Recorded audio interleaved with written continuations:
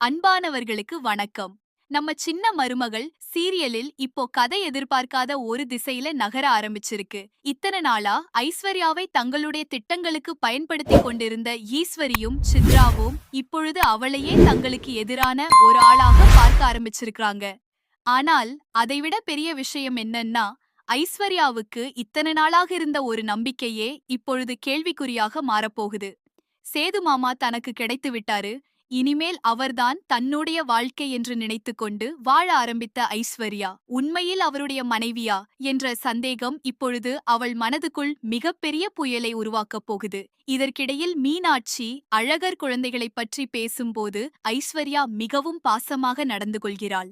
குழந்தைகள் என்றாலே தனக்கு மிகவும் பிடிக்கும் என்றும் சேதுவுக்கும் குழந்தைகள் மீது அதிகமான பாசம் இருப்பதால் அவருக்கு பிடித்த விஷயங்களை இனிமேல் தனக்கும் பிடிக்க வேண்டும் என்று நினைக்கிறேன் என்றும் அவள் சொல்ல ஆரம்பிக்கிறாள். ஆனால் ஈஸ்வரி உடனே அவளை குத்திக் காட்டும் விதமாக, நீ குழந்தைகளை பெற்றுக்கொண்டு அவர்களை பார்த்துக்கிட்டா பரவாயில்ல, யாரோ பெற்ற பிள்ளைகளுக்கு நீ ஏன் இப்படி வேலை பார்க்கணும் என்று கேட்கிறார். அந்த வார்த்தை ஐஸ்வர்யாவுக்கு வலிக்கிறது. ஆனாலும் அவள் இந்த முறை அமைதியாக இருக்காமல் தன்னுடைய மனதில் இருந்ததையெல்லாம் வெளிப்படையாக சொல்ல ஆரம்பிக்கிறாள். ஆண்டி, நான் தப்பு பண்ணது எல்லாமே சேது மாமாவுக்காகத்தான். அவரை எனக்கு கல்யாணம் செய்து வைக்க போறீங்கன்னு நீங்க ஆசை காட்டினீங்க.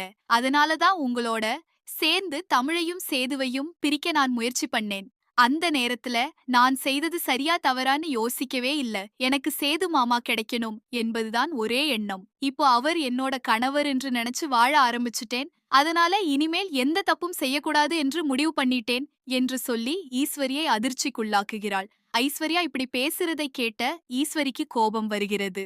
ஏனென்றால் ஐஸ்வர்யாவை சேதுவின் வாழ்க்கைக்குள் கொண்டு வந்ததே தங்களுடைய பெரிய திட்டத்தின் ஒரு பகுதிதான். அதனால் இப்போதான் உனக்கு நீ செய்தது தப்புன்னு தெரியுதா? சேதுவை உனக்கு கல்யாணம் செய்து வைக்கிறேன் என்று ஆசை காட்டி உன்னை பயன்படுத்தியது யாரு? நான்தானே. இத்தனை நாளும் நம்மோட சேர்ந்து எல்லா விஷயத்தையும் செய்துட்டு இப்போ மட்டும் நல்லவள் மாதிரி பேசுறியா என்று ஈஸ்வரி கேட்கிறார். அதற்கு ஐஸ்வர்யா தன்னுடைய பழைய வலியை சொல்லி அழுகிறாள். சிறு வயதிலிருந்தே சேதுவை பிடிக்கும் என்றும், ஆனால் தமிழ் அவரை விரும்பி திருமணம் செய்து கொண்ட பிறகு சேது தன்னுடைய வாழ்க்கையிலே கிடைக்க மாட்டாரோ என்ற ஏக்கத்தில் தான் இந்த வீட்டை சுற்றி வந்ததாகவும் சொல்கிறாள். நீங்க தான் சேது மாமாவை எனக்கு கல்யாணம் பண்ணி வைக்கிறேன் அப்படின்னு சொன்னீங்க. அந்த ஆசையில தான் உங்களோட சேர்ந்து நான் தவறுகள் செய்தேன். அத நான் மறுக்கவே இல்ல.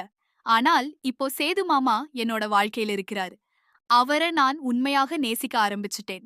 அவருக்கு பிடிச்சது எல்லாமே எனக்கும் பிடிக்கணும் என்று நினைக்கிறேன். அவர் நல்லவரா வாழணும், அவர் குடும்பமும் நல்லா இருக்கணும் என்பதுதான் இனிமேல் என் ஆசை என்று ஐஸ்வர்யா சொல்கிறாள். இதை கேட்ட ஈஸ்வரியும் சித்ராவும் ஒருவரை ஒருவர் பார்த்துக் கொள்கிறார்கள்.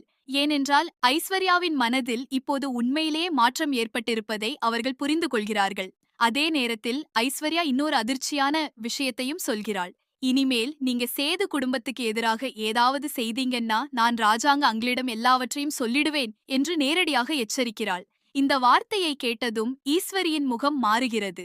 இத்தனை நாள் தங்களுடைய கட்டுப்பாட்டில் இருந்த ஐஸ்வர்யா இப்பொழுது தங்களையே மிரட்ட ஆரம்பித்து விட்டாளே என்று சித்ராவுக்கும் அதிர்ச்சி. நண்பர்களே, உங்களுக்கும் தமிழ்செல்வி மற்றும் சேதுபதியை பிடிக்கும் என்றால் இப்போதே இந்த வீடியோவிற்கு ஒரு லைக் செய்து சேனலை கண்டிப்பாக சப்ஸ்கிரைப் செய்யுங்கள். அதற்கு ஈஸ்வரி இன்னும் பெரிய உண்மையை ஐஸ்வர்யா முன்வைக்கிறார். நீ சேதுவோட மனைவியா? இந்த வார்த்தைய சொல்லவே உனக்கு எப்படி மனசு வருது? அவன் உன் புருஷனே கிடையாது என்று ஈஸ்வரி சொன்னதும் ஐஸ்வர்யா அதிர்ச்சியில் உறைந்து போகிறாள். என்ன ஆண்டி சொல்றீங்க? எல்லாருக்கும் முன்னாடி எனக்கும் சேது மாமாவுக்கும் கல்யாணம் நடந்துச்சு. அவர் என் கழுத்துல தாலி கட்டினாரு.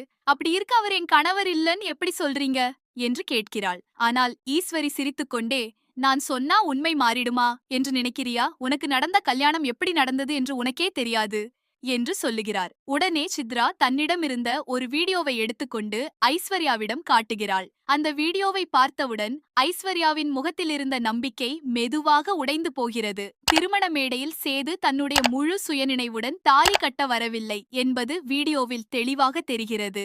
அவர் தாலியை கழுத்துக்கு கொண்டு செல்லும் நேரத்தில் அப்பத்தா குழந்தையுடன் திருமண மண்டபத்துக்குள் வந்து திருமணத்தை நிறுத்தும்படி சொல்கிறார். அந்த நேரத்தில் சேது திடீரென்று எழுந்து நிற்கிறார். அதே குழப்பத்தை பயன்படுத்தி சித்ராதான் ஐஸ்வர்யாவின் கழுத்தில் இருந்த தாலியில் 3 முடிச்சுகளை போடுகிறாள். இதை பார்த்ததும் ஐஸ்வர்யாவின் கண்கள் கலங்கிவிடுகின்றன. ஒரு நிமிஷம், இது என்ன? தாலி கட்டியது சேது மாமா இல்லையா? அப்படின்னா இந்த கை யாருடையது என்று நடுங்கிய குரலில் கேட்கிறாள். அதற்கு ஈஸ்வரி, உன் கழுத்துல தாலி கட்டியது சேது இல்ல, என் பொண்ணு சித்ராதான் உன் கழுத்துல அந்த 3 முடிச்சையும் போட்டது என்று உண்மையை சொல்லி அவளை அதிர்ச்சியில் ஆழ்த்துகிறார். இந்த உண்மையை ஏற்றுக்கொள்ள முடியாமல் ஐஸ்வர்யா கதறி அழுகிறாள். இல்ல ஆண்டி, இது முடியாது. என் கழுத்துல சேது மாமாதான் தாலி கட்டினாரு. இது ஏதோ மாற்றப்பட்ட வீடியோவா இருக்கும். இப்போ ஏஐ வைத்து எதுவும் உருவாக்க முடியும். நீங்க என்னை ஏமாத்துறீங்க என்று கண்ணீருடன் சொல்கிறாள்.